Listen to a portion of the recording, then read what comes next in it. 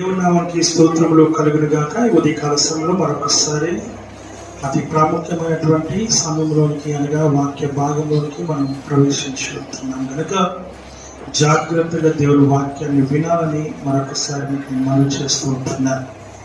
వాక్యం మనకు ఎందుకు విత్తబడుతుంది, వాక్యం మనకు ఎందుకు బోధించబడుతుంది, వాక్యం మనకు ఎందుకు వివరించబడుతుంది అని ఒకసారి మనము గమనిస్తే, వాక్యం అంటేనే దేవుడు, దేవుడు అంటేనే వాక్యము. ఆ వాక్యము మనల్ని ఏం చేస్తుందంట, సరిచేసి సరిదిద్ది సమకూర్చి బాగుపరిచి స్వస్థపరుస్తుంది, లేవనెత్తుతుంది, నడిపిస్తూ ఉంది అన్న సంగతిని మనము జ్ఞాపకం చేసుకోవాలి.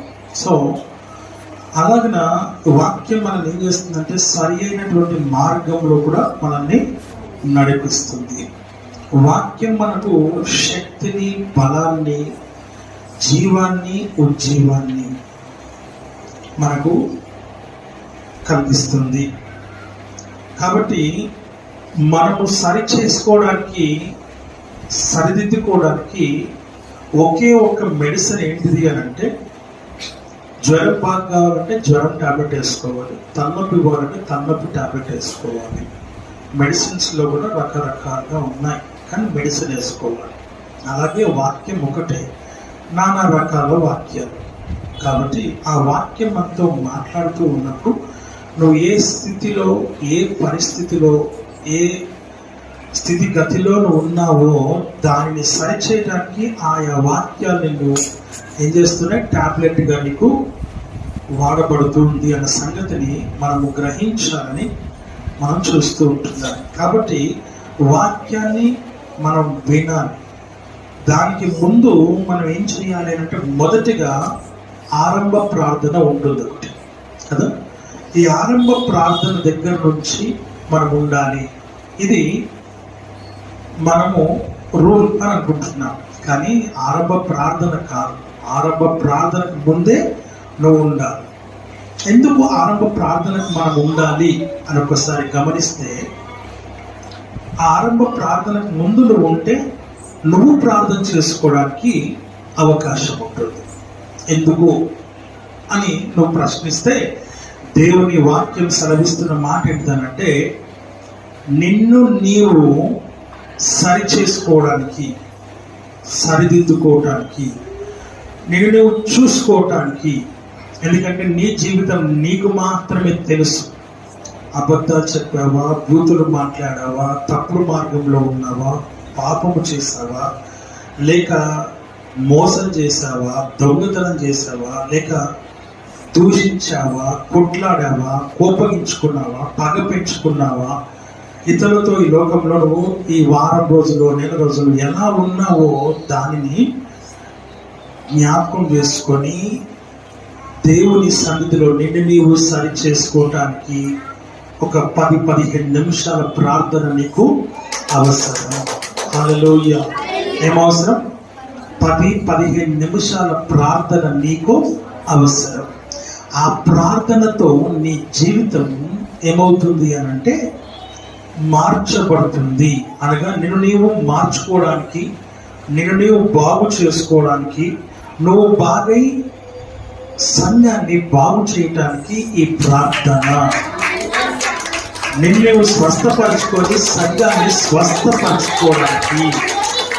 నువ్వు స్వస్థత కలిగి ఉంటే, బలము కలిగి ఉంటే, ఆరోగ్యం కలిగి ఉంటే, నీ ద్వారా సంఘం అనే శరీరం కూడా స్వస్థత, ఆరోగ్యము, బలమును కలిగి ఉంటుంది, ఆరోగ్యము కలిగి ఉంటుంది. అందుకు నువ్వు మొదటగా సంఘం ఆరాధన కాకముందే నీవు 15 నిమిషాల ముందు దేవుని మందిరంలో ఉండాలి. అలాగ దేవుని మందిరంలో ఉండి నువ్వు ప్రార్థన చేయటం వల్ల నీవు బలం పొందుకోవడమే కాకుండా, ఆరోగ్యంగా ఉండడమే కాకుండా, నిన్న మొన్న మేము చీరాలకు వెళ్ళినప్పుడు అక్కడ ఒక బ్రదర్ మాట్లాడుతూ మాతోని ఒక సేవకుడు అంటూ ఉన్నాడు. ఏమనంటే, ఆయన జాబ్ చేసి రిటైర్ అయ్యి పరిచర్య కూడా చేస్తున్నాడు అనేసి.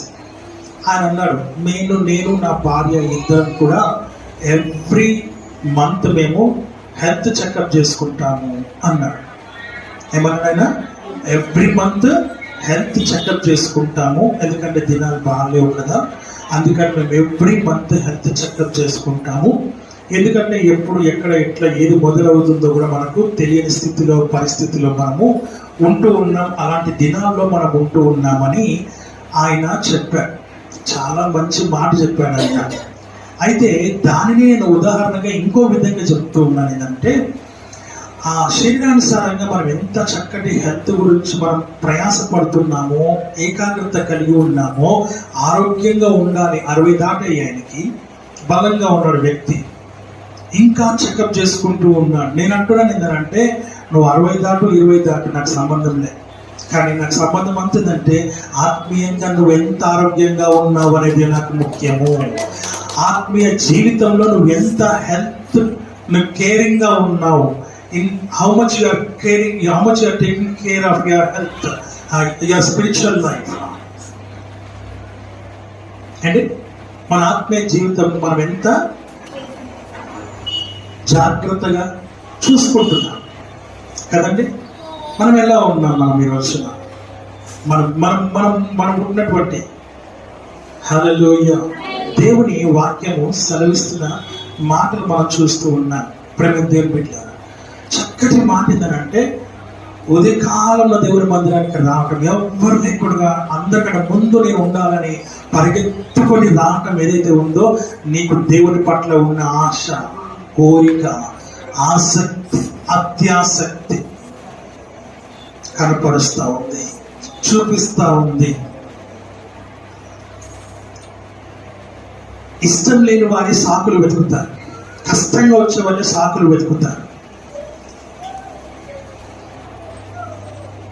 నిజంగా దేవుని పట్ల మనకు ప్రేమ ఉంటే ఈ సాకులు మనం వెతకము.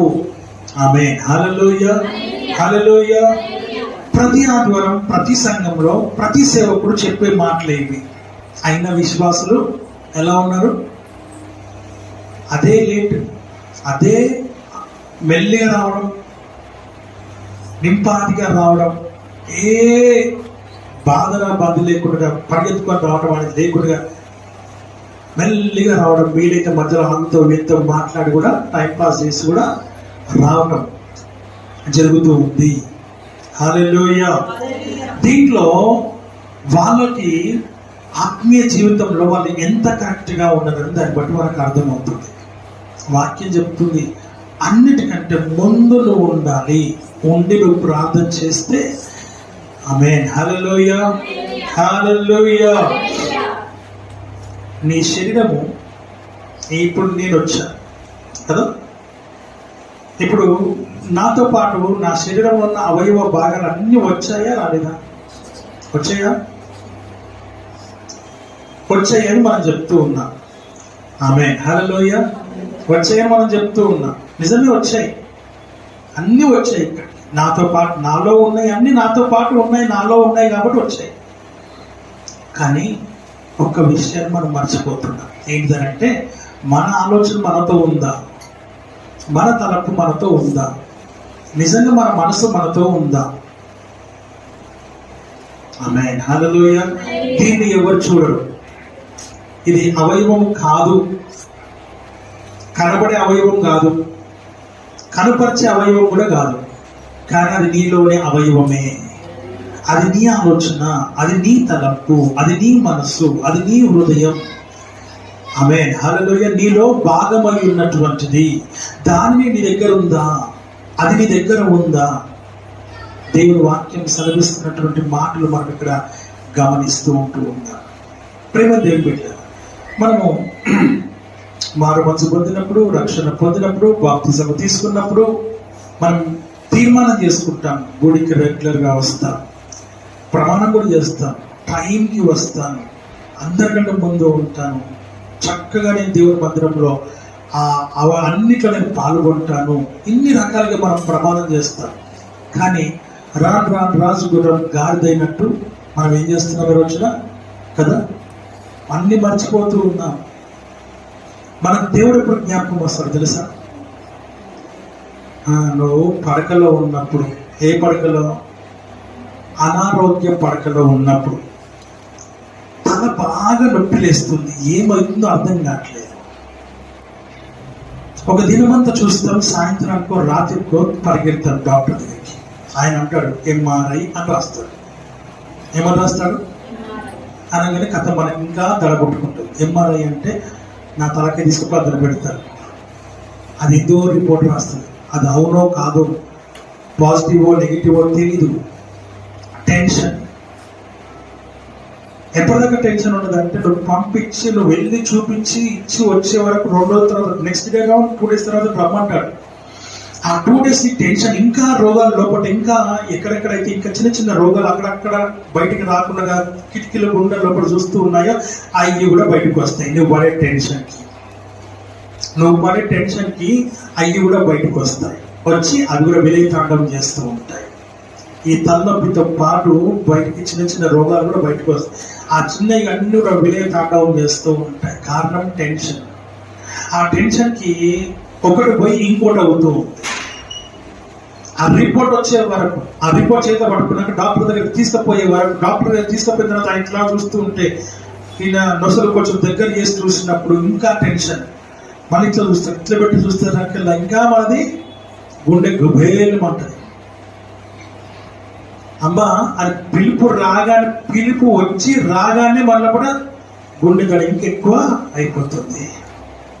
హల్లెలూయా, హల్లెలూయా, హల్లెలూయా. బాడీ వీక్ అనుకో, ఏజ్ కొంచెం పైన ఉందా, ఎక్కువ ఉందనుకో, 50 దాటింది అనుకో, గుండె ఏమైపోతుంది, బీట్ పెరిగిపోతుంది. శరీరంలో ఉన్నటువంటి అన్నీ కూడా చిన్న చిన్న రోగాలు, వ్యాధులు, బలహీనతలు ఏవైతే నొప్పులు అవన్నీ కూడా బయటకు వస్తూ ఉంటాయి. స్టామినా ఉందనుకోండి, రెసిస్టెన్స్ పవర్ ఉందనుకోండి, ఏమైనా పర్వాలేదు అనుకోండి, గట్టి కూర్చున్నాం అనుకోండి, ఏం లేదమ్మా అంటే నాకు తెలుసు ముందు కానీ ఏం లేదు వచ్చేస్తా, ధైర్యంగా వస్తా. ఒకవేళ లేదమ్మా కొంచెం కాంప్లికేషన్ ఉంది, ప్రాబ్లం ఉంది అని అనుకోండి, చల్లగా అయిపోతాం. హల్లెలూయా. వాక్యం సెలవిస్తున్న మాట ఏంటంటే, ఎందుకు ఈ మాట చెప్పాల్సి వస్తుంది? మొదటగా దేవుని మందిరంలో నువ్వు ఉండాలి, ప్రార్థన చేయాలి, ఆరోగ్యంగా నువ్వు ఉండాలి. ఆత్మీయ ఆరోగ్యం, ఆత్మీయ బలం, ఆత్మీయ శక్తి, ఆత్మీయమైనటువంటి పరిపూర్ణత, సంపూర్ణతను కలిగి ఉండాలి. హల్లెలూయా. ఈ శరీరము బలహీనమే కానీ ఆత్మ ఎల్లప్పుడూ సిద్ధముగా ఉండాలి. ఆత్మ ఎప్పుడు సిద్ధముగా ఉంటుందో, హల్లెలూయా, మనం లోకానుసారమైన వాటికి ఎక్కువ ఇంపార్టెన్స్ ఇస్తాం. దేవుని దగ్గర కూర్చోడానికి మాత్రం ఇంపార్టెన్స్ మనము ఇవ్వము. ఇవన్నీ కూడా లెక్కలోనికి వస్తాయి. ఇవన్నీ కూడా దేవుడు లెక్కలోనికి తీసుకొని వస్తాడు. హల్లెలూయా. నువ్వు ఆ విషయాన్ని గమనించాలి. అందుకు దేవుడి వాక్యాన్ని వెయ్యాలి. ఆ తర్వాత ప్రార్థనలో ఫస్ట్ ఆరంభ ప్రార్థన, ఆ తర్వాత పాటలు ఎందుకో తెలుసా? నీ శరీరంలో ఉన్న బలలిక తీసివేయడానికి చప్పట్లు కొడుతూ దేవుని ఆరాధన చేస్తూ ఉంటే నీలో ఉన్న నీరసం, నీలో ఉన్న బలత, నీలో ఉన్న వ్యాధి, నీలో ఉన్న రోగం, నీలో ఉన్నటువంటి ఆ యొక్క సమస్తము వెళ్ళిపోవడానికి పాటలు పాడి జీవంగా, నీ జీవాన్ని జీవంగా మార్చుకోవడానికి, ఆరోగ్యాన్ని సంతరించుకోవడానికి పాటలు మనం పాడేది. సంతోషంగా ఆనందంగా దేవుని సన్నిధిలో పాటలు పాడి నీలో ఉన్న బడలికను తీర్చుకోవటానికి, నీలో ఉన్న సాతాను క్రియలన్నీ లయపరచడానికి. రెండవది, వాక్యాన్ని మనం చదువుతూ ఉన్నాం, కీర్తనల గ్రంథం చదువుతాం. ఆ కీర్తనల గ్రంథం చదువుతూ ఉన్నప్పుడు, మనతో మాట్లాడిస్తూ ఉన్నప్పుడు, చెబుతూ ఉన్నప్పుడు, మనం చదువుతూ ఉన్నప్పుడు ఆ వాక్యం నేను ఏం చేస్తుంది? ఆ వాక్యం నేను బ్రతికిస్తుంది. హల్లెలూయా. ఏం చేస్తుంది? వాక్యం ఏం చేస్తుంది? ఎవరిని బ్రతికిస్తుంది? నన్ను. చెప్పండి, నన్ను. వాక్యం చదువుతుంటే నేను బ్రతికిస్తూ ఉన్నది. చచ్చిపోతున్న నీ ఆత్మీయ జీవితాన్ని బ్రతికిస్తూ ఉంది. హల్లెలూయా. ఆ తర్వాత సాక్ష్యాలు చెప్తూ ఉన్నాం. ఎందుకో తెలుసా? నీ సాక్ష్యం ఇతరులను బలపరచడానికి, నీ జీవితంలో జరిగినటువంటి ఆ గొప్ప అద్భుత కార్యాన్ని దాన్ని తీసుకొచ్చి దేవుని మందిరంలో చెబుతూ ఉన్నామంటే, ఇతరులు ఎక్కడైతే నీరసంగా ఉన్నారో, లేకపోతే బలహీనంగా ఉన్నారో, లేకపోతే కష్టంలో, శ్రమలో ఉండి వాళ్ళు ఎంతో భయంకరమైన పరిస్థితిలో ఉన్నారో, వారిని ఉజ్జీవింప చేయడానికి నా దేవుడు ఇంకా సజీవుడే అని, నీ దేవుడు ఇంకా జీవం కలిగిన వాడు అని, నీ జీవితంలో అద్భుత కార్యం నీ జీవితంలో చేయవాడని, నీ జీవితంలో నీ కుటుంబంలో దేవుని గుణంలో ఆయన నా జీవితంలో చేసింది నీ జీవితంలో కూడా చేస్తాడు అని వారికి నిరీక్షణ కలగ చేయడం, విశ్వాసాన్ని కలగ చేయడం, నమ్మకాన్ని పుట్టించడం ద్వారా నీ సాక్ష్యములు మనం చెబుతూ ఉన్నాం. అందుకు సాక్ష్యం ప్రేమ దేవుడి.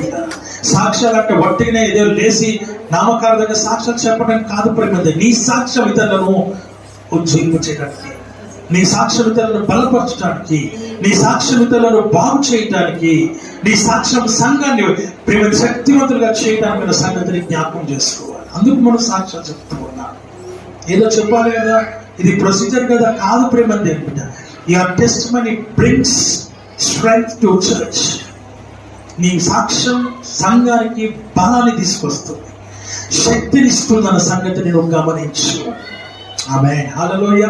నువ్వు అద్భుతాన్ని పొందుకొని కూడా, దేవుని కార్యాన్ని చూసి కూడా, ఒకవేళ నువ్వు సాక్ష్యం చెప్పుకుండా కూర్చుంటున్నావు అంటే అది నీ యొక్క అజాగ్రత్త, నిర్లక్ష్యానికి నీవు పెనాల్టీ చెల్లించాల్సి వస్తుంది. దేవుని స్తుతించడమే నువ్వు చేయాల్సినటువంటి పని. హల్లెలూయా, హల్లెలూయా. ఇక నాలుగోది ఏంటిది? ఆరాధన చేస్తాం. ఆరాధన దేని చేస్తున్నాము? దేవుని నీ స్తుతులని సింహాసనం మీద ఆశీర్వదించడానికి. అయ్యా, నేను పరిపూర్ణంగా సంపూర్ణంగా నీ సన్నిధిలో నేను ఉన్నానయ్యా. ఆమేన్, హల్లెలూయా. నా హృదయమే నీకు సింహాసనంగా ఏర్పాటు చేశాను. నా సింహాసనంలో నా హృదయం సింహాసనాశీనులుగా కమ్మని దేవుని ఆహ్వానిస్తూ ఉన్నా. పరలోకంలో ఎంత గొప్ప ఆరాధన జరుగుతుందో ఆ ఆరాధన నాకు ఈ రోజున కావాలి ప్రభు అని దేవుణ్ణి అడగడానికి. హల్లెలూయా, హల్లెలూయా. నువ్వు ఆ విషయాన్ని గమనించాలని వాక్యం చూస్తుంటున్నా. అందుకు నీవు ఆరాధన చేస్తున్నావు. ఎందుకంటే ఆరాధనకు యోగ్యుడైనటువంటి వాడు. ఎలాంటి వాడైనా ఆరాధన యోగ్యుడైన ఆయన్ను ఆరాధించువారు ఆత్మతోను సత్యముతోను ఆరాధింపవలెను.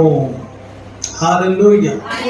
నీ దేవుడిని యెహోవాను నీ పూర్ణ హృదయముతో, నీ పూర్ణ ఆత్మతో, నీ పూర్ణ బలముతో, నీ పూర్ణ శక్తితో ఆరాధించాలి, సేవించాలి, ప్రేమించాలని వాక్యం ద్వారా మనము చూస్తూ ఉంటూ ఉన్నాము.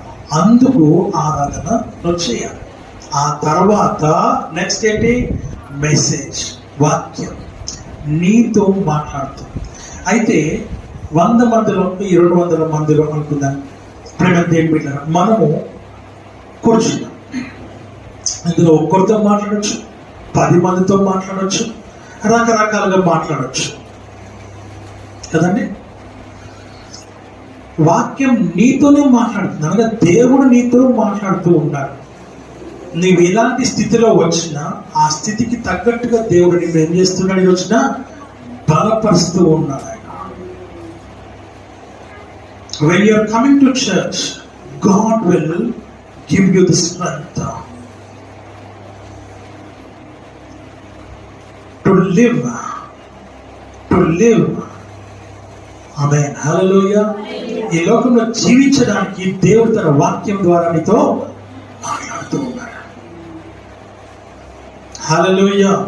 వాక్యం ఎందుకు అంటే ఈ వాక్యాన్ని విని ఈ వాక్యాన్ని నువ్వు నీ జీవితంలో, నీ ఆత్మీయ జీవితంలో దాన్ని అనుసరించి నడవడానికి, రెండోదిగా వాక్యాన్ని ఇతరులకు సాక్ష్యంగా చెప్పడానికి, ఆ వాక్యం విన్న నీ జీవితం, నీ శరీరంలో ప్రేమ దేవుడి నూతన ఉత్సాహాన్ని, నూతన బలమును, శక్తిని, ఆరోగ్యమును దేవుడు ఇచ్చి నిన్ను ఆశీర్వదించి ఇంటికి పంపుతూ ఉన్నాడు. కారణం ఏంటంటే ఈ వారమంతా నువ్వు ఆయన కొరకు జీవించడానికి కోసం, ఈ వారమంతా ఆయన కొరకు జీవించడానికి కోసం ఆ వాక్యాన్ని నీ శరీరంలోనికి తీసుకోవాలి. అందులోకి శరీరంలోకి తీసుకోవాలి. శరీరం అంతా పని చేయాలి వాక్యం. నువ్వు ఆ విషయాన్ని గమనించాలని దేవుని వాక్యం ద్వారా మనం చూస్తూ ఉంటూ ఉన్నాం. ఇంకొక వాక్యం ఎందుకు అనంటే బండ లాంటి నీ హృదయాన్ని ఏం చేస్తుంది? బద్దలు కొడుతుంది. ఈ వాక్యం ఎలాంటిది అంటే శుద్ధ వంటిది. ఈ వాక్యం ఎలాంటిదంటే అద్దము వంటిది. ఈ వాక్యం ఎలాంటిదంటే సబ్బు వంటిది. హల్లెలూయా. సబ్బు దేనికి సాదృశ్యం? మలినాన్ని కడగడానికి సాదృశ్యం. ఈ వాక్యం మలినాన్ని కడిగేస్తుంది, ఈలో మలినము కడిగేస్తుంది. వాక్యం అద్దముతో కూడుకున్నటువంటిది. ఎందుకు అద్దంతో కూడుకున్నటువంటిది అంటే నీ నిజ స్వరూపాన్ని చూపిస్తుంది. హౌ యు ఆర్, నువ్వు ఎలా ఉన్నావో నేను చూపిస్తుంది. ఈ వాక్యం శుద్ధి వంటిది అనగా కఠినమైన మొండి బండ లాంటి హృదయాలను బద్దలు చేస్తుంది. ఏమిస్తుంది? మృదువైన స్వభావాన్ని కలుగజేస్తుంది. హల్లెలూయా. ఈ వాక్యము నీరు వంటిది, నిన్ను కడిగేస్తుంది, పరిశుభ్రపరుస్తుంది. హల్లెలూయా, హల్లెలూయా. ఇలా చెప్పుకుంటూ పోతుంటే చాలా ఉన్నాయి. అయితే అందుకు ఆ వాక్యాన్ని నువ్వు వినాలి. విని నువ్వు కడుక్కోవాలి, చూసుకోవాలి, ఏదైనా పనికిరాందులో తీసేసుకోవాలి, బద్దలు కొట్టుకోవాలి. అందుకు వాక్యం. హల్లెలూయా. ఎందుకు? దాని తర్వాత మనకు నెక్స్ట్ ఏంటిది? ఆఫరింగ్. దేవుని మందిరానికి దేవుడిని తీసుకొని వచ్చింది నీ హృదయాన్ని సమర్పించడానికి. దానికి సాదృశ్యంగా మనం ఏం చేస్తున్నామంటే దేవుడు మనకి ఇచ్చిన దాంట్లో దానికి దేవుడు మన కానుకలు వేస్తూ ఉన్నాడు. అది నీ హృదయపూర్వకంగా వెయ్యాలని, మనస్ఫూర్తిగా నువ్వు వెయ్యాలని, ఎగ్గొట్టకుండా నువ్వు చెయ్యాలని, నీ జీవితాన్ని నిజంగా దేవునికి అంకితమని. ఆమేన్, హల్లెలూయా. ఎందుకు దేవుడు డబ్బుని చూశాడు అని అంటే, నువ్వు 10 రూపాయలు వేస్తే నువ్వు ఇచ్చేది 10%, 40, 50 వేస్తే అంతే శాతము, 100 వేస్తే 100%. ఇది లెక్క. నువ్వు ఆ విషయాన్ని గమనించాలని దేవుని వాక్యత చూస్తూ పరిపూర్ణంగా దేవునికి అర్పణగా దేవుని మందిరానికి రావాలి. అది ఆఫరింగ్ ఉన్నటువంటి సాదృశ్యం. ఆఫరింగ్ ఎందుకు వేయాలి అంటే నీ మనస్సుని హృదయం నిజంగా దేవునికి అంకితమైందా లేదా అని తెలుస్తుంది నీ కానుకను బట్టి. అందుకు దేవుడు నిర్ణయించాడు. ఆమేన్, హల్లెలూయా. మరి దేనికో కాదు ప్రేమ దేవుని బిడ్డ. ఎందుకు డబ్బునే అని నువ్వు అడగొచ్చు. దానికి రీజన్ ఏంటిదనంటే నీ విలువైనటువంటి నీ సంపాదన, ఆ సంపాదన సంపాదించుకోవడానికి దేవుడు ఇచ్చిన ఆరోగ్యం, బలము, శక్తి, జ్ఞానము, తెలివి, బుద్ధి, వీటన్నిటిని బట్టి నువ్వు సంపాదించుకున్నావు. ఆ సంపాదన నీ దేవుడికి ఇస్తావా లేదా అనేది దేవుడు నిన్ను పరీక్షించడానికి. ఆమేన్, హల్లెలూయా. ఈ విషయంలో గమనించాలని వాక్యాలు చూస్తుంటాం. చాలాసార్లు చాలా మంది ఆఫరింగ్ అనగానే చాలా మంది ప్రేమ దేవుని బిడ్డ ఎలా తీసుకొస్తున్నారు దేవుని మందిరానికి అని అంటే చిరిగిపోయినవి, పాడైపోయినవి, పాతవి, ఒక్కిపోయినవి, చిల్లర పైసలు. ఆమేన్, హల్లెలూయా. అంటే నీవు నీ జీవితాన్ని కనపరుస్తున్నావు. కయ్యను కూడా అలాగే తీసుకొచ్చు. ఆఖరిది, పనికిరాంది, పాడైపోయింది తీసుకొని వచ్చాడు. దేవుడు అంగీకరించలేడు. వేసి కూడా వ్యర్థమే. మనం ఎన్నిసార్లు చెప్పినా ఆ వేసే వాళ్ళు అలాగే వేస్తూ ఉన్నారు. దేవుని వాక్యం సెలవిస్తున్న మాట అంటే నీ రోత హృదయాన్ని కనపరుస్తున్నావు, నీ చీకటి బ్రతుకును కనపరుస్తూ ఉన్నావు, నీ యొక్క పాపపు జీవితాన్ని కనపరుస్తూ ఉన్నావు, నీ మలినమైన హృదయాన్ని కనపరుస్తూ ఉన్నావు. దేవుని వాక్యం సెలవిస్తున్న మాట మనం చూస్తున్నాం. తర్వాత అయ్యగారు, సేవకుడు, నీ కాపరి, యాజకుడు ఆఖరి ప్రార్థన చేస్తాడు. ఆఖరి ప్రార్థన దేనికనంటే నిన్ను ఆశీర్వదించడానికి. దేవుడు అనుగ్రహించినటువంటి వాక్యము, ఆ యొక్క ప్రొసీజర్ అంతా మన జ్ఞాపకం చేసుకొని, అయ్యా నువ్వు మాకు ఇచ్చినటువంటి ఆధిక్యతను బట్టి అని సేవకుడు నిన్ను దీవించి ఇంటికి పంపుతూ ఉన్నాడు. ఆఖరి మనం పాట పాడతాం, ఆశీర్వాదం అనే పాట పాడతాం. కారణం ఏంటంటే ఒకరిని ఒకరు ఆశీర్వదించుకుంటూ ఉన్నాం. తర్వాత అందరం కలుసుకుంటున్నామా? కలుసుకోవట్లేదా? ఎలా ఉన్నా? ఇది సంఘ కార్యక్రమం కాదు. ఇది సంఘం యొక్క, దేవుని యొక్క ఆరాధన. ఆరాధనలో అర్థం ఉంది, పరమార్థం ఉంది, గుణార్థం ఉంది, లోతైన సంగతి ఉంది. అంత ఉట్టిగానే కాదు. అంటే why you are sitting here అంటే you have to partake in all these things. పాటలు అయిపోయిన మొదటిగా నువ్వు ప్రార్థన చేసుకునే దానికి రాకపోగా, మొదటి ప్రార్థనకి లేకపోగా, పాటలు అయిపోయినాక, కీర్తనలు అయిపోయినాక, సాక్ష్యాలు అయిపోయినాక, ఆరాధన, ఆత్మారాధన అయిపోయినాక ఎందుకు వస్తున్నావు? దేనికి వస్తున్నావు? వాక్యం సెలవిస్తున్న మాట మనం చూస్తుంటున్నాం. దేనికి నువ్వు వచ్చేది? ప్రజెంట్ చేసుకోవడానికి వస్తున్నావా? ప్రజెంట్ యాబ్సెంట్ చేసుకోవడానికి వస్తున్నావా? హల్లెలూయా. చూద్దాం. పోయిన వారంలో మనం చూస్తున్నాం కదా, పోయిన వారంలో మనం చూస్తున్నాం. దేని గురించి చూస్తున్నాం పోయిన వారంలో మనము? చదవమా, మార్కు సువార్త 3వ అధ్యాయం 11వ వచనం. అపవిత్రాత్మలు పట్టిన వారు ఆయనను చూడగానే ఆయన ఎదుట సాగిలపడి నీవు దేవుని కుమారుడవని చెప్పుచు కేకలు వేసి తను ప్రసిద్ధి చేయవద్దని ఆయన వారికి ఖండితముగా ఆజ్ఞాపించాడు. ప్రార్థన చేసుకుందాం. మిక్కులుగా ప్రేమించిన మా పరమ తండ్రి, నామానికి వందనాలు, స్తోత్రాలు, స్తుతులు, కృతజ్ఞతాస్తుతులు మేము చెల్లిస్తుంటున్నాం నాయన. మరొకసారి మీ సన్నిధిలో వచ్చే జ్ఞాపకం చేసుకుని వాక్య ద్వారా మాతో సూటిగా స్పష్టంగా మాతో మీరు మీ అధికారంగా మీరు స్వరంచుగా మీరు మాట్లాడి మమ్మల్ని తృప్తిపరచమని, వినగలిగే చెవులు, గ్రహించగలిగే హృదయములు, మనస్సులు మాకు అనుగ్రహించి మహిమ పొందమని నేను ఈ వాక్యం విత్తబడుతూ ఉండగా మా హృదయంలోనికి, మా మనస్సులోనికి, మా యొక్క ప్రభు శరీరంలోనికి, ఆలోచన తలంపుల్లోనికి ప్రవేశించును గాక, సరిచేయును గాక, సరిదిద్దును గాక, సమకూర్చును గాక, బాగు చేయును గాక, అయ్యమని లేవనెత్తుని నడిపించును గాక. దేవా, ఇతరులకు, లోకానికి మేము సాక్షార్థమైన జీవితము జీవించటకు సహాయం చేసి ప్రభు ఈ లోకానికి మేము నీ నామాన్ని మహిమ తీసుకొచ్చే బదులుగా ఉండకు సహాయం చేసి మహిమ పొందిన యేసుక్రీస్తు నామములో అడిగి పెట్టుకుని చుట్టూ తండ్రి, ఆమేన్. హల్లెలూయా. చదవమ్మా 11వ వచనం.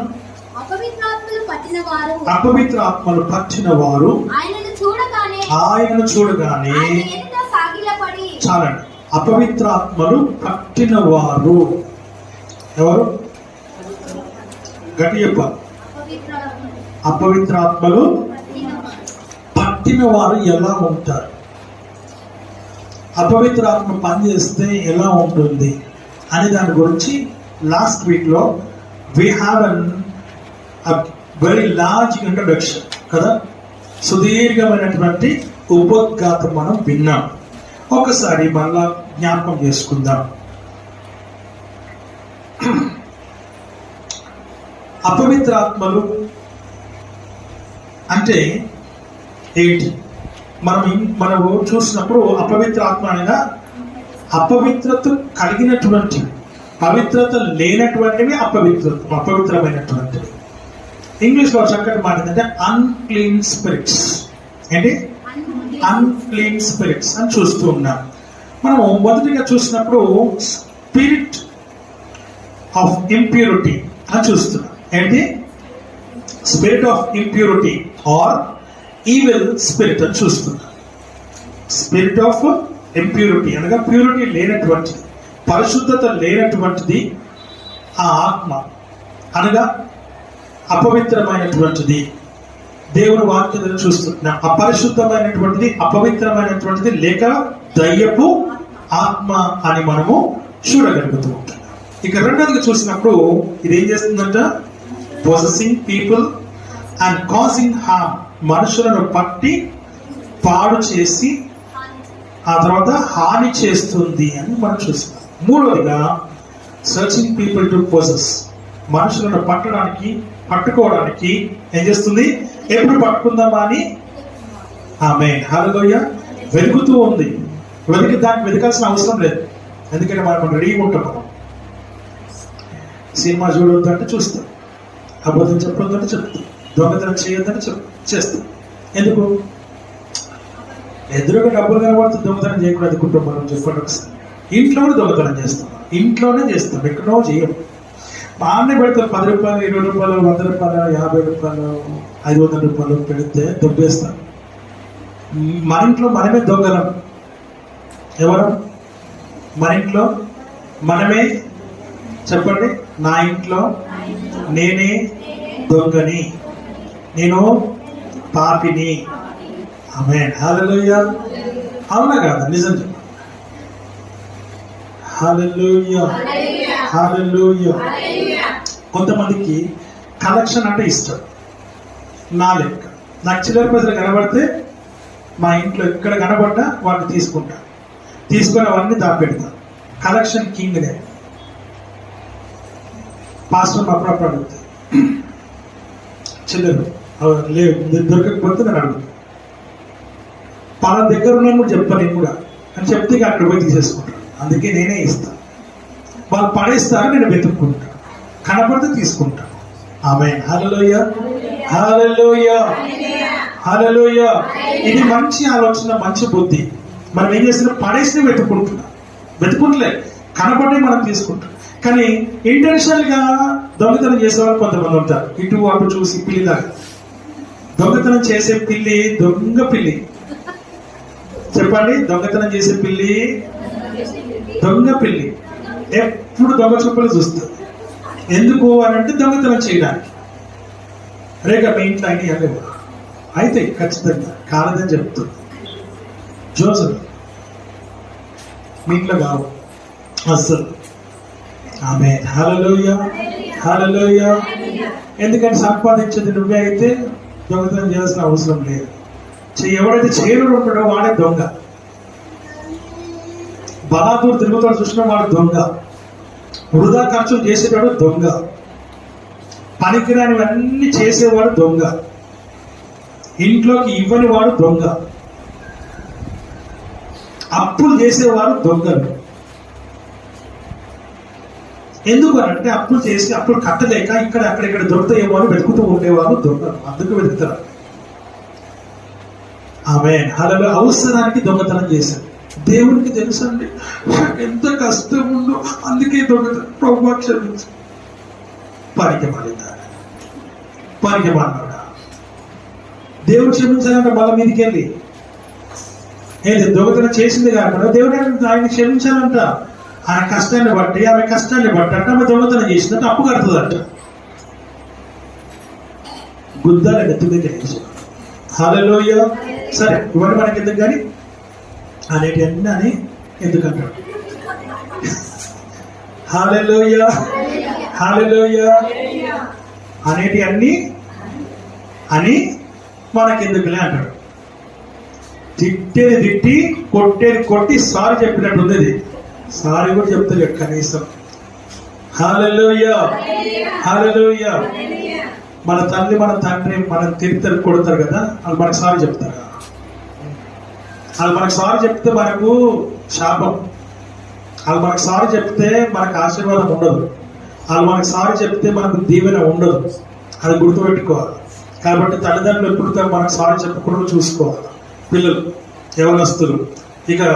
ఇక నాలుగోది ఏంటంటే being more evil than others.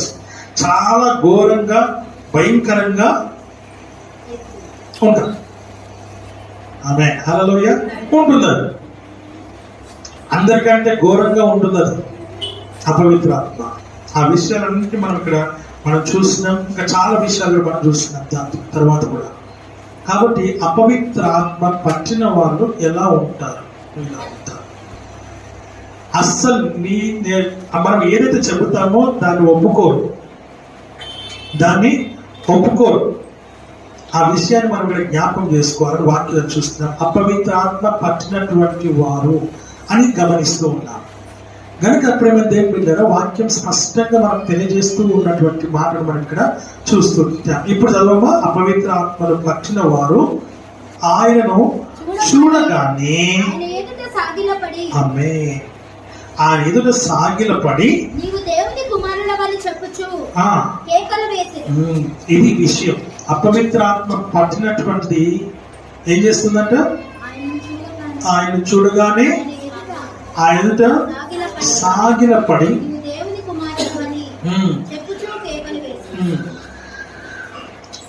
ఈ అపవిత్ర ఆత్మ ఒకరు పట్టుకుంది. వాడు దేవుని చూడగానే ఏం చేశాడంట? సాగిలపడ్డాడు. సాగిలపడి నువ్వు దేవుడి కుమారుడు అని కూడా సాక్ష్యం చెప్తూ చెప్పేం చేస్తుంది? నువ్వు పరిశుద్ధుడు అని కూడా చెప్తూ, నువ్వు నీతిమంతుడు అని చెప్తూ, నువ్వు దేవుని కుమారుడు అని చెప్తూ అని చెప్పేం చేస్తుంది? కేకలు వేయడం మొదలుపెట్టి అంటే సువార్తను ప్రకటిస్తుంది. అది దానికైనా నీతి ఉందబ్బా. ఏముంది దానికి? ఇక్కడ మనకు పట్టిన అపవిత్రాత్మలు ఎట్లున్నాయనంటే నీతిని ప్రదర్శించట్లే. యేసయ్యని యేసయ్యగా గుర్తించట్లేదు. దేవుని వాక్యం సెలవిస్తున్న మాట మనం చూస్తున్నాం. అదైతే నువ్వు పరిశుద్ధుడు అంటుంది, నువ్వు నీతిమంతుడు అంటుంది, నువ్వు దేవుడి కుమారుడు అంటుంది, నువ్వు దేవుడవు అంటుంది, కేకలేస్తుంది. అంటే కేకలేస్తుంది దాని అర్థం అందరికి తెలియజేస్తున్నట్టే కదా. అది సువార్త ప్రకటిస్తుంది. అపవిత్రాత్మ పట్టినవాడు ఆయన ఎదుటికి వచ్చి సాగిల పడుతున్నట్టుగా చూస్తూ ఉన్నాడు. ఆ ఎదుటికి రావాలి. అది ఎదుటికి వస్తే మనం సాగిల పడతాం. మనం ఎదుటికి రాకపోతే పట్టినటువంటి వాడు ఎదుటికి రావాలి. అది ఎందుకు వస్తుంది? రాదు, దాక్కొనే ఉంటుంది. ఎందుకంటే దాంట్లోనే ఉండాలని కోరుకుంటుంది కాబట్టి అది ఎదుటికి ఎంత మాత్రము రాదు.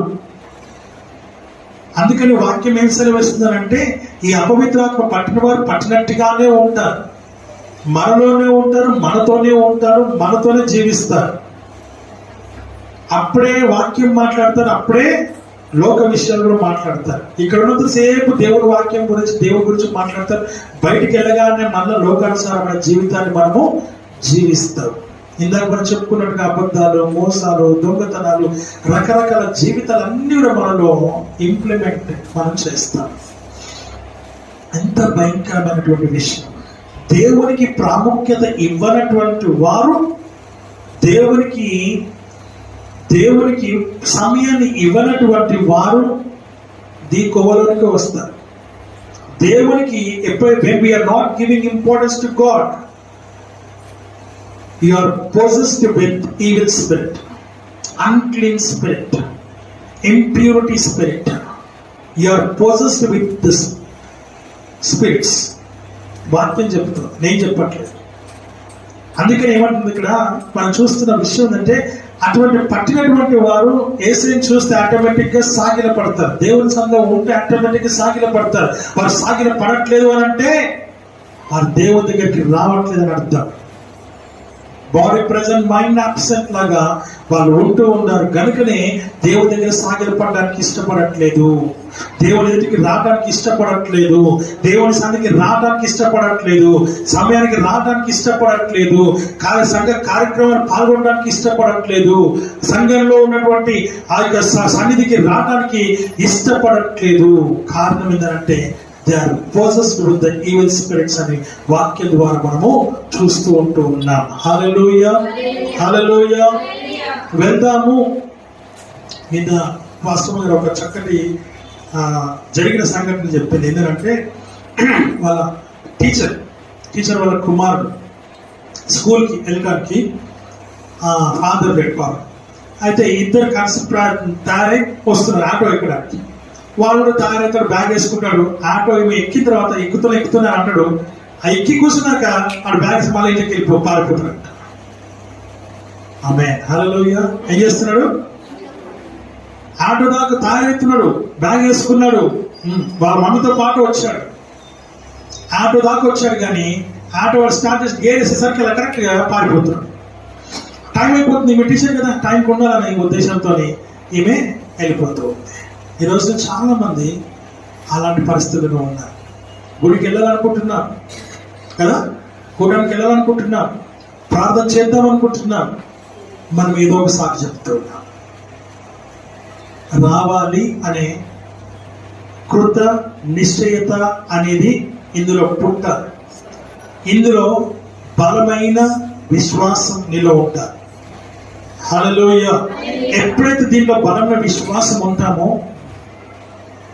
రేపు ఆదివారము అనేటువంటిది మనలో భయం ఉంటుందో దీన్ని బట్టే తెలుస్తుంది మనం దేవుని పట్ల భయం కలిగి ఉన్నామా, భక్తి కలిగి ఉన్నామా, నిజంగా దేవుని యొక్క ఆత్మీయ జీవితాన్ని మనం కలిగి ఉన్నామా లేమా అనేది దీన్ని బట్టే మనకు తెలుస్తుంది.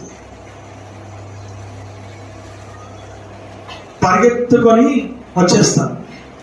ఆ విషయాన్ని మనం ఇక్కడ జ్ఞాపకం చేసుకోవాలని వాక్యం ద్వారా మనము చూస్తూ ఉంటూ ఉన్నాం. హల్లెలూయా. ఆ టైంకి మనం ఏం చేస్తున్నాము? రేపు పోదాంలే, వచ్చే ఆదివారం పోదాం. అబ్బో ఇప్పుడు కాదు నాతో, ఇప్పుడు నేను చేయలేను, ఇప్పుడు నేను పోలేను, నా వల్ల కాదు, అబ్బా తలనొస్తుంది. రకరకాలుగా మనకి మనమే ఏం చెప్పుకుంటున్నాము? చెప్పుకొని ఇంట్లో కూర్చుంటున్నాం. దేవుని వాక్యం సెలవిస్తున్న మాట మనం చూస్తుంటున్నాం. ఇవన్నీ సాకులు మనం వెతుకుతున్నవే. ఎవరు వెతుకుతున్నారు? నీలోని అపవిత్రాత్మ నేను ఏం చేస్తుంది? ఇలా చెప్పి నేను ఇంట్లో కూర్చోబెడుతుంది, ఇలా చెప్పి నేను లేట్గా తీసుకొస్తుంది, ఇలా చెప్పి నువ్వు లేట్గా వచ్చేటట్టు చేస్తుంది, ఇలా చెప్పి పెళ్లి పరిగెత్తిస్తుంది. వాక్యం సెలవిస్తున్న మాట మనం చూస్తున్నాం. అపవిత్ర ఆత్మ పట్టినటువంటి వారు ఇలానే ఉంటారు, మనలోనే ఉంటారు, మనతోనే ఉంటారు, మనలోనే జీవిస్తూ ఉన్నారు. హల్లెలూయా, హల్లెలూయా. మీరు ఒప్పుకున్నా ఒప్పుకోకపోయినా ఇది సత్యం, ఇది సత్యం. నువ్వు ఈ విషయాన్ని జ్ఞాపకం చేసుకోవాలి. నేను ఒక్కసారి సరిచూసుకో, ఒక్కసారి దేవుని సన్నిధిలో మోకరించు. నువ్వు మోకరిస్తే దేవుని పట్ల ఇష్టం ఉందా కష్టం ఉందా నీకే అర్థమవుతుంది. కష్టం అనిపించిందంటే అపవిత్ర ఆత్మ పనిచేస్తుంది, ఇష్టం వచ్చింది అని అంటే అపవిత్ర ఆత్మ నీలో నుంచి వెళ్ళిపోయిందని అర్థం. ఈ విషయం నువ్వు గమనించాలని దేవుని వాక్యం ద్వారా చూస్తున్నా. నిజంగా దేవుని సన్నిధిలో ఎప్పుడు సాగిలపడతావో తెలుసా? ఎప్పుడైతే దేవుని నువ్వు కోరుకుంటావో, ఎప్పుడైతే నువ్వు దేవుని ఇష్టపడతావో, ఎప్పుడైతే నువ్వు దేవుని ప్రేమిస్తావో, ఎప్పుడైతే నువ్వు దేవుణ్ణి సేవిస్తావో, ఎప్పుడైతే నువ్వు దేవుని కీర్తించి పూజించి ఆరాధించడానికి నువ్వు సిద్ధపడతావో, అప్పుడు నీలో నుంచి అది బయటికి వెళ్ళిపోతుంది. అప్పటిదాకా అది పోదు, నిన్ను పోనివ్వదు, నిన్ను రానివ్వదు, నిన్ను కూర్చో. ఒక ఆయనకు 3 కుమారులు ఉన్నారు. ఒక ఆయనకి 3 కుమారులు ఉన్నారు. మొదటిది ఏంటిది? మొదటి కుమారుని పేరు ఏం పేరు? రానివ్వడు. మొదటి కుమారుని పేరు ఏంటి? రానివ్వడు. రెండో కుమారుని పేరు ఏం పేరు? ఆమేన్, హల్లెలూయా, కూర్చొనివ్వడు కదా. మూడో కుమారుని పేరు ఏం పేరు? విననివ్వడు. హల్లెలూయా, హల్లెలూయా. ఆయనకు 3 కుమారులు ఇల్లేవా. మొదటిది దేవుడి దగ్గరికి రానివ్వడు, రెండోది కూర్చోనివ్వడు, మూడోడు విననీయడు. హల్లెలూయా, హల్లెలూయా. పెంచుకుంటే 2-3 కుమారులను పెంచుకోవచ్చు, కానీ 3 చాలు మనకి, ఎందుకంటే ఎక్కువ భరించలేదు. దేవుని వాక్యం సెలవిస్తున్న మాట మనం చూస్తుంటున్నాం. అపవిత్ర ఆత్మ పట్టినటువంటి మనకు ఇప్పుడు అదే మాట మనము అన్న అనకపోయినా నేను చెప్పేది నేను చెప్తా ఖచ్చితంగా. ఇప్పుడు నిన్ను అపవిత్రాత్మ పట్టింది అని పర్టికులర్గా చెప్పాల్సిన అవసరం లేదు. నీ క్రియలు చెప్తున్నాయి పట్టిందా లేదా అని. ఆమేన్, హల్లెలూయా, హల్లెలూయా, హల్లెలూయా. తబితమ్మ బాగా నవ్వుతుంది కాబట్టి ఆమె గురించి మాట్లాడతాం. తబితమ్మ గుడికి రాలేదు. అమ్మ నువ్వు ఎందుకు రాలేదన్నావు? అన్న నేను ఊరికి పోయేది ఉండే, ఊరికి పోవాల్సిన అవసరం ఉంది. ఆమేన్, హల్లెలూయా. ఎందుకమ్మా అన్న అంటే ఊర్లో పొలం ఉంది కదా, జాగలే మా పని ఉండే మా దాని గురించి. ఏ రోజు పోవాలా? కరెక్ట్గా ఆరాధన రోజే, ఆరాధన సమయానికే పోవాలి. ఎందుకు అన్నమనుకో, వాళ్ళు పొద్దున్నే ఉంటారు కదన్నా అని చెప్పిద్దాం. మళ్ళీ ప్రతిదానికి ఒక ఆన్సర్ ఉంటుంది. అపవిత్రాత్మ ఏం చేస్తుందంటే ఖచ్చితంగా అపవిత్రాత్మ దానికి కరెక్ట్ ఆన్సర్ చూపిస్తుంది. నిజంగా తనలోపట అది ఉంటే ఏం చేస్తారంటే ఉదయకాలం లేచి వెళ్ళాలి అనుకున్నటువంటి, అయ్యా నీ సన్నిధి నేను విడిచిపెట్టాలని ఇష్టమే లేదు ఆయన, నా పరిస్థితి చూస్తే అక్కడ అట్లా ఉంది, అయ్యా నేను ఏం చేయాలో నాకు అర్థం కావట్లేదు, కానీ నువ్వు గొప్ప దేవుడు, నన్ను రక్షించిన దేవుడు, నన్ను కాపాడినావు, నా మరణంలో నన్ను రక్షించి నన్ను లేవనెత్తినావు ప్రభు. ఏ మెడిసిన్ పని చేయలేదు, ఏ మంత్రగా నన్ను బాగు చేయలేదు, ఏ మనుషుడు నన్ను బాగు చేయలేదు, ఏ డాక్టర్ నన్ను బాగు చేయలేదు ప్రభు. నా శరీరం రక్తం అంతా వెళ్ళిపోతుంది ఆ చేతబడి శక్తి చేత, కానీ నువ్వు నన్ను ముట్టి స్వస్థపరిచి అయ్యా నిజంగా ఎంతకాలంలో బాగుపరిచినావు అయ్యా, ఇంత గొప్ప కార్యంలో జీవితంలో నా శరీరంలో చేసిన దేవుడము, నిన్న నేడు రేపు ఏకరీతిగా ఉన్న దేవుడము అయ్యా. నువ్వు ఇక్కడ అక్కడ ఎక్కడ కాదు, ప్రపంచం అంతా నీవే కదా ఉన్నది అయ్యా. సృష్టికర్తవు నీవే కదా. నేను వెళ్ళకుండానే నా స్థలంలో ఏ కార్యమైతే జరుగుతుందో అది జరగకుండా వాళ్ళే ఫోన్ చేసి అక్కడ నేను అన్ని తీసేసానే మాట నేను వినాలి, ఇదిగో నీ సన్నిధి నేను వెళ్తున్నాను ప్రభువా. I want to see the miracle in my life. నా జీవితంలో అద్భుత కార్యాన్ని చూడాలి ప్రభు. నీ సన్నిధిని విడిచిపెట్టడానికి ఆశ నాకు లేదు ప్రభు. నీ సన్నిధిని విడిచిపెట్టడానికి బాధ అవుతుంది, నాకు కష్టం కలుగుతుంది, నాకు బాధ కలుగుతుంది, నాకు వేదన కలుగుతుంది. అయినా కూడా ప్రభు నేను వెళ్ళాలని నిశ్చయిత నాకు లేదు ప్రభు. నీ సన్నిధికి నేను వస్తాను అయినా నా సంగతి నువ్వు చూసుకో ప్రభు అని ఎప్పుడైతే అవి ప్రార్థన చేసుకొని దేవుని సన్నిధికి వస్తుందో, ఆమేన్. ఇవి ప్రార్థన చేయక ముందుగానే అక్కడ కార్యం జరిగిపోతూ ఉంటుంది. హల్లెలూయా. ఆమె స్థలంలో వేసినటువంటి అన్ని తీసేస్తారు. ఆమె తెలియదు నిజంగా చెప్పాలి. ఆమె మాత్రం దేవుడి మందిరానికి వచ్చింది. అయ్యా నేనైతే నీ మందిరానికి వచ్చేసా, ఆ పని నీకు అప్పగించేసా. మళ్ళీ మైండ్ లో పెట్టుకోకూడదు, అయిందా లేదా, తీసేసాడా తీయలేదా, లేకపోతే దేవుడికి అప్పగించిన దేవుడు కార్యం చేశాడా లేదా, అవన్నీ పక్కకి పెట్టి పరిపూర్ణంగా సంపూర్ణంగా హృదయపూర్వకంగా దేవుని సన్నిధిలో ఆయన నేను ఆరాధించాలి. అయ్యా నేను మనల్ని ఆలోచన చెడిపోవద్దు ప్రభు, నీకు అప్పగించాను నా పనిని, నువ్వే చూసుకుంటావు. నువ్వు అన్నావు, నీ వాక్యం ద్వారా అనేక మాటలు విన్నాను ప్రభు. నీ పనులు నాకు అప్పగించు అని చెప్పినావు, నీ పనులు నేను చూసుకుంటాను అని చెప్పినావు కనుక అయ్యా నీకు అప్పగించండి, నువ్వే చూసుకుని. ఆయన సాయంత్రం ఫోన్ వస్తుంది, అమ్మా ఇగో నీ జాగ్రత్త ఖాళీ అయిపోయింది, నేను తీసేసాను, అన్ని తీపిచ్చేస్తున్నా అంటాడు సర్పంచ్. వాడు తీపిచ్చాడో లేకపోతే ఎవడైతే వేసాడో వాడే భయం కలిగి తీసేసాడో, లేక వారికి అవసరమై తీసేసాడో, ఎలా తీసేసాడో తెలియదు మనకి. కానీ ఫోన్ వస్తుంది, ఇదిగో నీకు స్థలం ఖాళీ అయిపోయింది. నమ్ముతున్నావా? నమ్ముట నీ వల్ల అయితే నమ్మువానికి సమస్తము సాధ్యమే. విశ్వసిస్తున్నావా? నీ విశ్వాసము బలపరిచే గొప్ప దేవుడు ఉన్నాడని సంగతిని జ్ఞాపకం చేసుకోవాలని వాక్యము ద్వారా మనం చూస్తూ ఉన్నాం. అపవిత్ర ఆత్మను వెళ్ళకూడదామా? అపవిత్ర ఆత్మను బంధిస్తామా? అపవిత్ర ఆత్మను నశింపచేద్దామా? అపవిత్ర ఆత్మను కూడకూడదామా? అపవిత్ర ఆత్మను పడకూడదామా? అపవిత్ర ఆత్మను నాశనం చేద్దామా? చేయాలంటే నువ్వు ఈరోజున స్థిరముగా నువ్వు నిలబడాలి, స్థిరత్వం అనేది నిలబడి రావాలి, పరిపూర్ణత నీలో రావాలి. దేవుని సన్నిధిలో దేవుని కొరకు నిలబడేటువంటి శక్తిని కలిగి నువ్వు నిలబడాలని వాక్యం ద్వారా మనం ఇక్కడ చూస్తూ ఉంటున్నాం. హల్లెలూయా. అపవిత్ర ఆత్మ నీలో పని చేయకూడదు. ప్రేమ దేవుని బిడ్డ, పని చేయకూడదు. అపవిత్రాత్మను పట్టిన వారు ఆయనను చూడగానే చాలు, నువ్వు రా దేవుని దగ్గరికి, అంతే. నిర్లక్ష్యం అనేది కూడా ఒక అపవిత్రతనే, అపవిత్రాత్మనే. అలక్ష్యం అనేది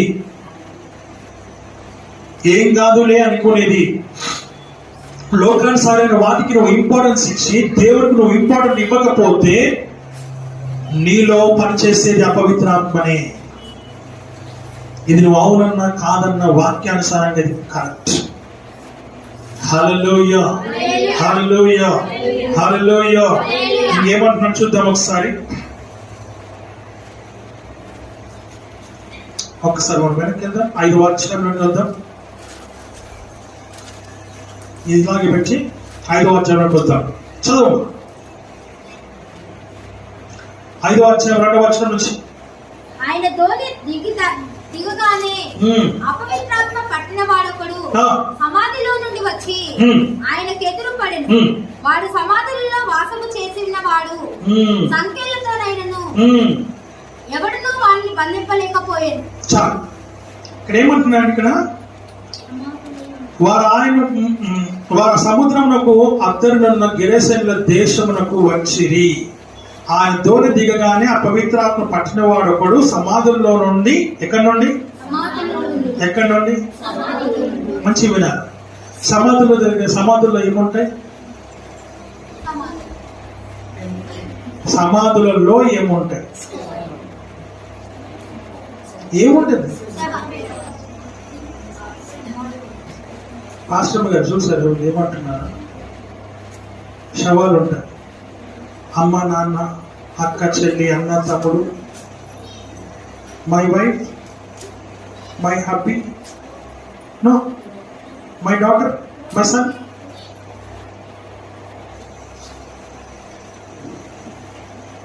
మీ నోటితో మీరే అన్నారు శవాలు అని. నేనన్నా వీళ్ళు అన్నారు ఇక్కడ. ఇంకేముంటాయి? ఇంకేముంటాయి?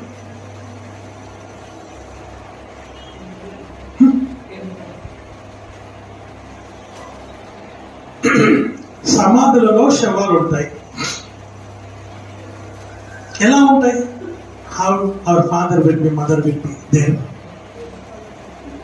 నేను నవ్వడం చెప్పట్లేదు, నిజం మాట్లాడుతున్నా. అందులో వాళ్ళు ఎలా ఉంటారు? మనలా బాగా కనబడతారా? అది అడుగుతున్నాయి. ఎలా ఉంటారు? ఏమవుతారు?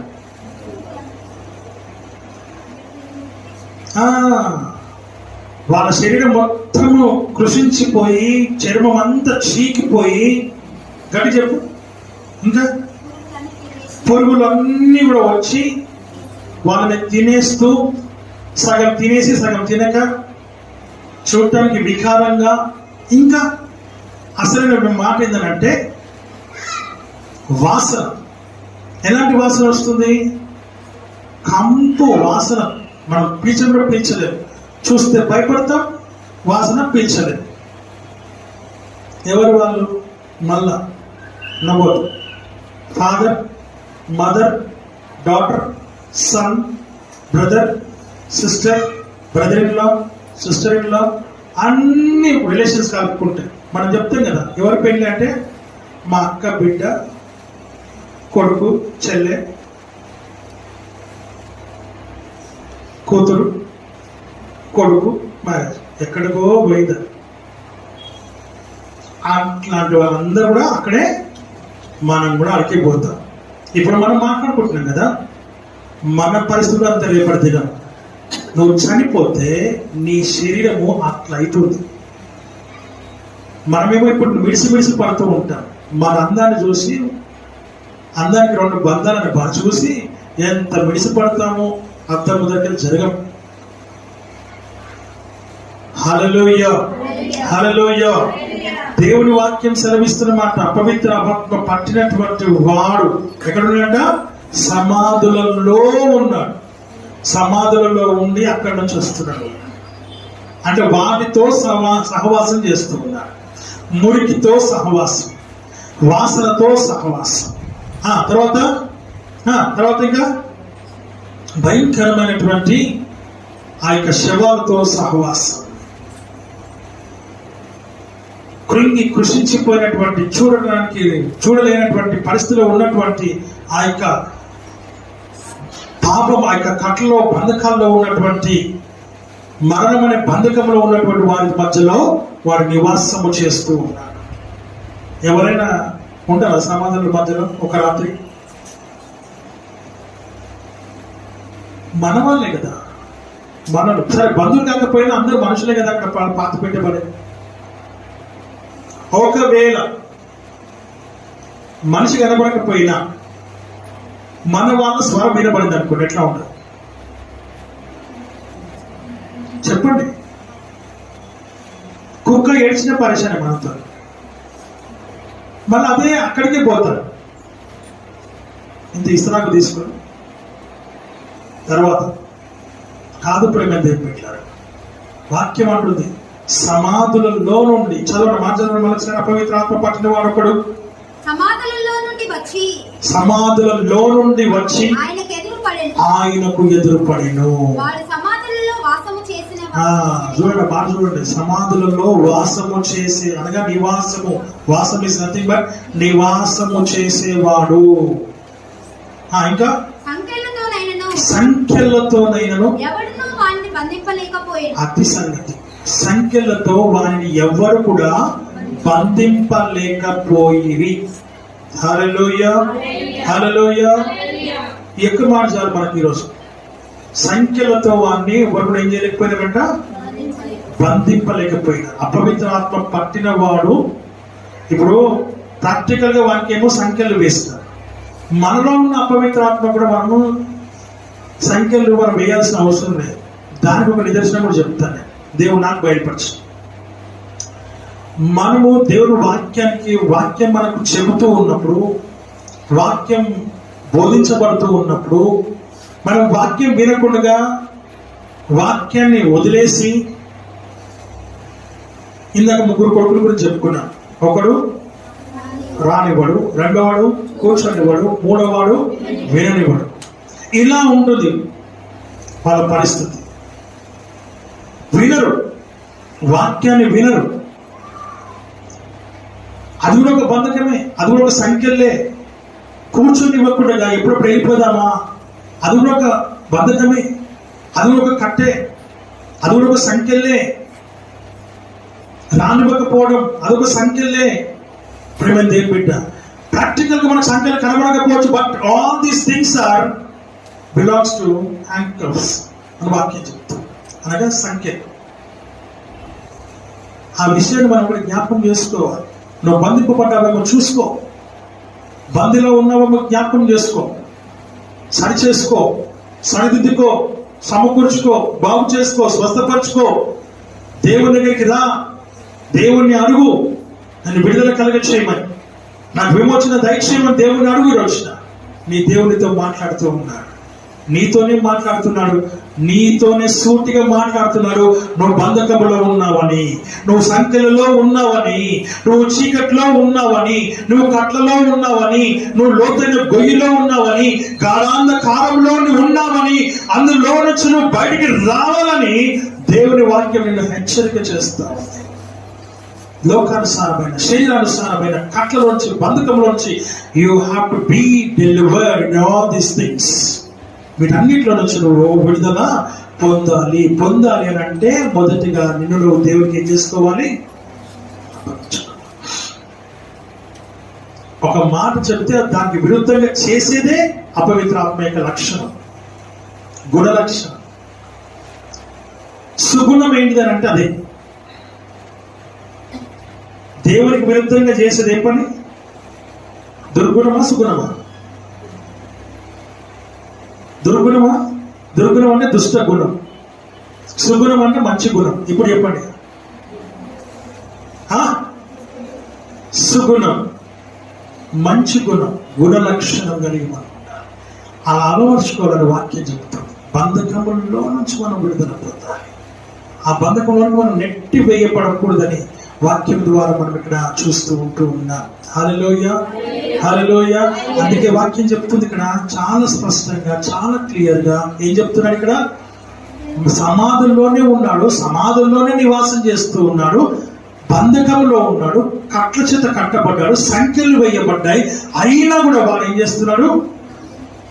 వాడిని ఆపలేకపోతున్నాడు. సంఖ్యలు కూడా వాడిని ఆపలేకపోతూ ఉన్నాయి.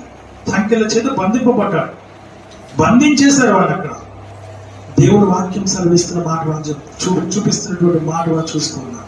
దాంట్లో నుంచి నువ్వు విడుదల పొందాలి.